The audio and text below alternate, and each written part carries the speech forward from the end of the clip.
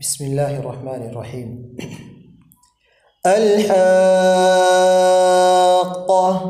ما الحاقة وما أدراك ما الحاقة كذبت ثمود وعاد بالقارعة فأما ثمود فأهلكوا بالطاغية وأما عاد فأهلكوا بريح صرصر عاتية سخرها عليهم 7 ليال و8 أيام حصوما فترى القوم فيها صرعا كأنهم أعجاز نخل خاوية فهل ترى لهم من باقية وجاء فرعون ومن قبله والمؤتفكات بالخاطئة فعصوا رسول ربهم فأخذهم أخذة رابية إنا لما طغى الماء حملناكم في الجارية لنجعلها لكم تذكرة وتعيها أذن واعية فإذا نفخ في الصور نفخة واحدة وحملت الأرض والجبال فدكتا دكة واحدة فيومئذ وقعت الواقعة وانشقت السماء فهي يومئذ واهية والملك على أرجائها ويحمل عرش ربك فوقهم يومئذ 8 يومئذ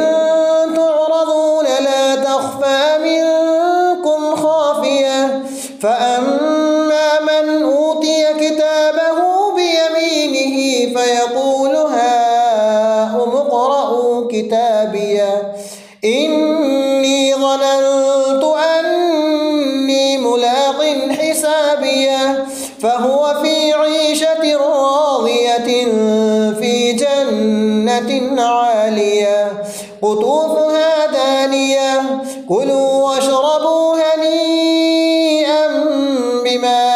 أسلفتم في الأيام الخالية وأما من أوتي كتابه بشماله فيقول يا ليتني لم أوت كتابيه ولم ندر ما حسابيه يا ليتها كانت القاضية ما أغنى عني ماليه هلك عني سلطانيه خذوه فغلوه ثم الجحيم صلوه ثم في سلسلة ذرعها 70 ذراعا فاسلكوه إنه كان لا يؤمن بالله العظيم ولا يحض على طعام المسكين فليس له اليوم هاهنا حميم ولا طعام إلا من غسلين لا يأكله إلا الخاطئون فلا أقسم بما تبصرون وما لا تبصرون إنه لقول رسول كريم وما هو بقول شاعر قليلا ما تؤمنون ولا بقول كاهن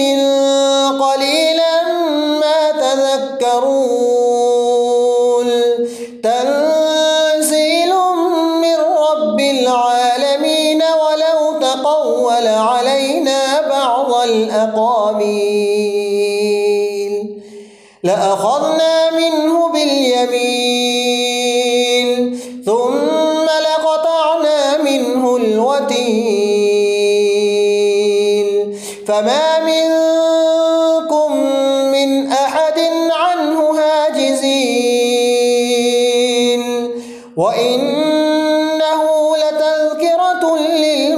ثقيل وإنا لنعلم أن منكم مكذبين وإنه لحسرة على الكافرين وإنه لحق اليقين فسبح باسم ربك العظيم.